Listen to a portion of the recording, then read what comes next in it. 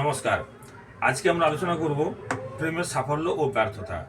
প্রত্যেক মানুষের জীবনেই কিন্তু প্রেম আসে। এই প্রেম কারো জীবনে শেষ পর্যন্ত বিবাহ পর্যন্ত গড়ায়, আর কারো কারো জীবনে এই প্রেম আবার কষ্টের কারণ হয়ে দাঁড়ায়। তো প্রেম কোথার থেকে হবে? স্কুল কলেজ থেকে হবে, বা প্রথম দেখাতেই হবে, বা বন্ধুর থেকে প্রেম হবে, প্রথমে বন্ধুত্ব তারপরে প্রেম। তো এটাও কিন্তু আমাদের জ্যোতিষ থেকে বিচার করা যায়। তো আজকে আমরা আলোচনা করব প্রেমের সাফল্য এবং ব্যর্থতা। প্রথমত প্রেম বিচার করি আমরা জন্মছক থেকে, পঞ্চম ভাব থেকে, জন্মছকের পঞ্চম ভাব থেকে। আর কারক গ্রহ হলো শুক্র এবং মঙ্গল। শুক্র প্রেম ভালোবাসার কারক গ্রহ, মঙ্গল হচ্ছে আত্মবিশ্বাস ও সাহসের কারক গ্রহ। সুতরাং পঞ্চম ভাব, শুক্র এবং মঙ্গল, এই গ্রহগুলোকে বিচার করে আমরা কিন্তু প্রেমের কারকতা বিচার করব। দেখুন, জন্মছকে যদি আমরা এটাকে লগ্ন ধরি, মকর লগ্ন, তাহলে এটা হচ্ছে পঞ্চম ভাব। যদি কোনো জাতজাতিকার জন্মছকে পঞ্চম ভাবের সঙ্গে একাদশ ভাবের কানেকশন হয়, প্লাস শুক্র যুক্ত থাকে, তাহলে এবং শুক্রের সঙ্গে সম্পর্ক থাকে, তাহলে সে প্রেমের সফলতা পাবে। পঞ্চম হচ্ছে প্রেম, একাদশ হচ্ছে সাফল্য, সঙ্গে যদি শুক্রের কানেকশন থাকে তাহলে সে প্রেমের সফলতা পাবে। যদি কোনো জাতজাতিকার জীবনে দ্বাদশ ভাব হচ্ছে খরচ ভাব, তাহলে এই পঞ্চম ভাবের সঙ্গে যদি দ্বাদশ ভাব কোনো কারণে যুক্ত হয়, কোনো জাতজাতিকার জন্মছকে যদি পঞ্চম ভাব হচ্ছে প্রেমের ভাব, তাহলে এর সাথে যদি দ্বাদশ ভাব যুক্ত হয়ে যায়, তাহলে সেই প্রেম কিন্তু বিচ্ছেদ ঘটবে, অর্থাৎ প্রেমটা তার টিকবে না।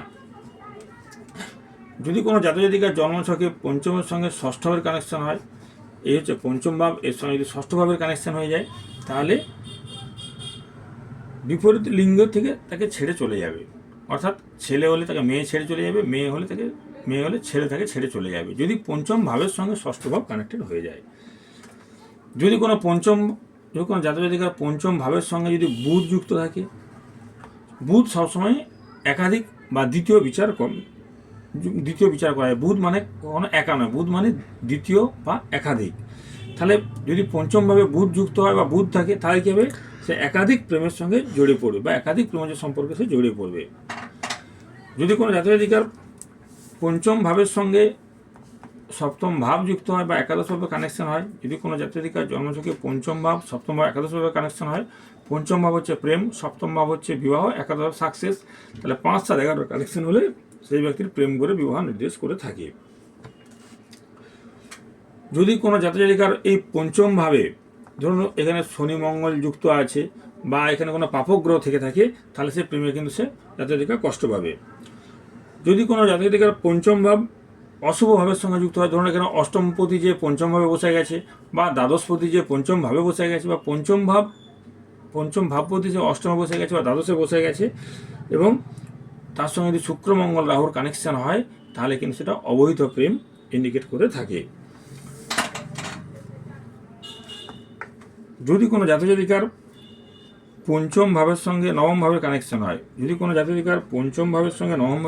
হয়, এবং শুক্র, শনি বা বৃহস্পতির সংযোগ হয়, যদি কোনো জাতজাতিকার জন্মছকে পঞ্চম ভাবের সঙ্গে নবম ভাব কানেক্টেড থাকে এবং শুক্র, শনি, বৃহস্পতি যুক্ত থাকে, তাহলে বয়সে কোনো বড় ব্যক্তির সঙ্গে প্রেম ইন্ডিকেট করে। কারণ বৃহস্পতি হচ্ছে বড় ইন্ডিকেট করে সবসময়, বা তার থেকে বড় ইন্ডিকেট করে, এবং বৃহস্পতি এবং শনি, তাহলে পঞ্চম নবমের কানেকশন থাকবে, সঙ্গে শুক্র, শনি এবং বৃহস্পতি যুক্ত থাকে, তাহলে তার থেকে কোনো বড় ব্যক্তির সঙ্গে তার প্রেম হওয়ার সম্ভাবনা থাকবে। আবার অনেক সময় দেখা যায় পঞ্চম ভাব এটা, এখানে বসে আছে মঙ্গল, এখানে বসে আছে রাহু, এরকম যদি পঞ্চম ভাব যদি দুটো পাপগ্রহের মাঝখানে পড়ে এবং এখানে কেতু যুক্ত থাকে পঞ্চম ভাব, তাহলে কিন্তু গুপ্ত প্রেম নির্দেশ করে। তাহলে সেখানে কেতুযুক্ত থাকার কারণে, পঞ্চম ভাবে কেতুযুক্ত থাকার কারণে গুপ্ত প্রেম, এবং দুটো পাপগ্রহ থাকলে কিন্তু প্রেমে কষ্ট বা ঝামেলা অশান্তি নির্দেশ করে থাকে। পঞ্চম ভাবের সঙ্গে যদি রবি এবং শনি যুক্ত থাকে, পঞ্চম ভাবের সঙ্গে যদি কোনো কারণে রবি শনি যুক্ত থাকে এবং কেতু যুক্ত থাকে, তাহলেও কিন্তু তার প্রেমের ঝামেলা অশান্তি নির্দেশ করে থাকে। আবার কোনো জাতজাতিকার জন্মছকে চতুর্থ ভাব, পঞ্চম ভাব এবং একাদশ ভাব যুক্ত থাকলেও সঙ্গে যদি শুক্র এবং মঙ্গল যুক্ত থাকে, তাহলে কিন্তু স্কুল কলেজ থেকে প্রেম হতে পারে। যদি কোনো জাতজাতিকার জন্মছকে চতুর্থ ভাব, পঞ্চম ভাবের কানেকশন থাকে এবং তার সঙ্গে একাদশ ভাবে যুক্ত হয় এবং শনি মঙ্গল যুক্ত থাকে, তাহলে ওই ব্যক্তির কিন্তু স্কুল কলেজ থেকে প্রেম হতে পারে, কারণ চতুর্থ ভাব আমরা বিচার করে থাকি স্কুল কলেজ, চতুর্থ ভাব থেকে আমরা স্কুল বিচার করে থাকি। তাহলে চতুর্থ ভাবের সঙ্গে যদি পঞ্চম ভাব কানেক্টেড থাকে, সঙ্গে যদি একাদশ ভাব যুক্ত হয় এবং শনি মঙ্গল যুক্ত থাকে, তাহলে স্কুল কলেজ থেকেও কিন্তু প্রেম আসতে পারে। আবার পঞ্চম ভাবের সঙ্গে যদি তৃতীয় ভাব যুক্ত হয়, তৃতীয় ভাব হচ্ছে যোগাযোগের ভাব, তাহলে এখানে যদি এর সঙ্গে যদি শুক্র যুক্ত থাকে, পঞ্চম ভাবের সঙ্গে যদি তৃতীয় ভাব যুক্ত হয় এবং শুক্র যুক্ত থাকে, তাহলে ওই ব্যক্তির ইন্টারনেটের মাধ্যমে কোনো প্রেমজ সম্পর্কে জড়িয়ে পড়তে পারে। কারণ তৃতীয় হচ্ছে যোগাযোগের ভাব, সেখানে শুক্র যদি থাকে তাহলে ইন্টারনেট, শুক্র হচ্ছে ইন্টারনেটের কারক গ্রহ, এদিকে পঞ্চম ভাব হচ্ছে প্রেমের কারক গ্রহ, পঞ্চম হচ্ছে প্রেমের ভাব। তাহলে পঞ্চম তৃতীয় শুক্র যদি একসঙ্গে যুক্ত কানেকশন থাকে, তাহলে ইন্টারনেটের মাধ্যমে প্রেম হওয়া সম্ভব। আবার যদি এরা শুক্রের বদলে যদি বৃহস্পতি থাকে, পঞ্চম তৃতীয় সঙ্গে যদি বৃহস্পতি থাকে, তাহলে চিঠিপত্রের মাধ্যমে বা ফোনের মাধ্যমে সেখানে কিন্তু জীবনে প্রেম আসতে পারে। আবার অনেক সময় দেখা যায় যে প্রথমে প্রেম আসলো, তারপর সেই প্রেমটা কেটে গেল, আবার পুনরায় যোগ হলো। এখানে কি হয়, পঞ্চম ভাবের সঙ্গে যদি একাদশ ভাব এবং দ্বাদশ ভাব কানেক্টেড থাকে, পঞ্চম ভাবের সঙ্গে যদি একাদশ ভাব দ্বাদশ ভাব যুক্ত থাকে এবং সেই সঙ্গে যদি শনি শুক্র যুক্ত থাকে, তাহলে কিন্তু এরকম ঘটনা ঘটবে। পঞ্চম ভাবের সঙ্গে যদি একাদশ ভাব যুক্ত হয়, তাহলে প্রেমের সাফল্য, আর পঞ্চম ভাবের সঙ্গে দ্বাদশ ভাব যুক্ত থাকায় প্রেমটা কেটে গেল। আবার শুক্র শনি যুক্ত থাকায় প্রেম কিন্তু জীবনে আসবে। তাহলে পঞ্চমের সঙ্গে একাদশের সঙ্গে প্রেমের সাফল্য, পঞ্চম ভাবের সঙ্গে দ্বাদশ ভাব কানেক্ট হয়, প্রেম কেটে যাওয়া বা ছেড়ে চলে যাওয়া, এবং তার সঙ্গে যদি শনি শুক্র যুক্ত থাকে, তাহলে সেই প্রেম পুনরায় আবার ফিরে আসতে পারে।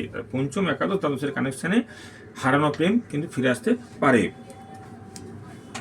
কোনো জাতজাতিকার ছকে যদি চতুর্থ ভাব এবং নবম ভাব পীড়িত থাকে, চতুর্থ ভাব হচ্ছে চতুর্থ ভাব থেকে মা বিচার করা হয়, চতুর্থ ভাব থেকে গৃহ বিচার করা হয় এবং নবম ভাব থেকে পিতা বিচার করা হয়।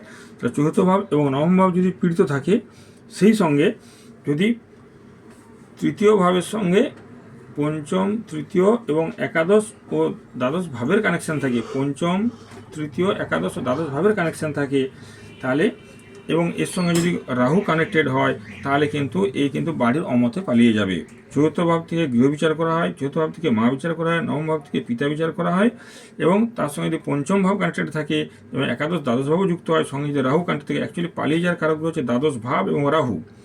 তাহলে যেহেতু ঘর ছেড়ে চলে যাচ্ছে, যেন চতুর্থ ভাব কানেক্টেড থাকছে, তাহলে বাবার সাথে মত নমিন, সেই জন্যই পালিয়েছে, তাহলে নবম ভাব যুক্ত থাকছে, তাহলে চতুর্থ ভাব নবম ভাব পঞ্চম ভাব তৃতীয় একাদশ ভাব কানেক্টেড থাকবে, এবং সঙ্গে যদি রাহু কানেক্টেড হয়, তাহলে ওই ব্যক্তি কিন্তু পালিয়ে যেয়ে প্রেম করবে। আবার যদি কোনো জাতজাতিকার জীবনে পঞ্চম ভাবের সঙ্গে যদি শুক্র এবং নেপচুন যুক্ত থাকে, পঞ্চম ভাবের সঙ্গে যদি শুক্র এবং নেপচুন সংযোগ ঘটে, তাহলে এটা কিন্তু অনেক সময় সমকামিতা নির্দেশ করে থাকে। পঞ্চম ভাবের সঙ্গে যদি শুক্র এবং নেপচুন যুক্ত হয়, তাহলে এটা, এবং পঞ্চম ভাব যদি পাপ পীড়িত হয়, তাহলে এটা কিন্তু অনেক সময় সমকামিতা নির্দেশ করে থাকে। এইভাবে প্রতিটা গ্রহ যখন বিভিন্ন রকম কানেকশান পায়, তখন বিভিন্ন রকমভাবে যোগাযোগ, বিভিন্ন রকমভাবে প্রেমের ইন্ডিকেট করে থাকে। সুতরাং পঞ্চম পতি যদি অষ্টম দ্বাদশের সঙ্গে কানেকশান থাকে, তাহলে সে প্রেম টিকবে না। পঞ্চমের সঙ্গে যদি একাদশ ভাবের কানেকশান হয়, তাহলে প্রেম টিকবে বা প্রেমের সাফল্য হবে। পঞ্চমভাবে যদি পাপগ্রহ থাকে, তাহলে সে প্রেম বাধা বিঘ্নের মধ্য দিয়ে প্রেমটা টিকে থাকবে বা কষ্ট ঝামেলার মধ্যে প্রেমটা টিকে থাকবে। পঞ্চম ভাবের সঙ্গে ষষ্ঠ ভাব কানেক্টেড হলে প্রেম থেকে সে কিন্তু ছেড়ে চলে যাবে। আর পঞ্চম ভাবে যদি কেতু যুক্ত থাকে, সেই কেতু যদি নিচস্থ কেতু হয়, তাহলে সেই প্রেমটা কিন্তু টিকবে না। এইভাবে বিভিন্ন গ্রহ সন্নিবেশ থেকে বোঝা যাবে যে প্রেম কীভাবে টিকবে। নমস্কার।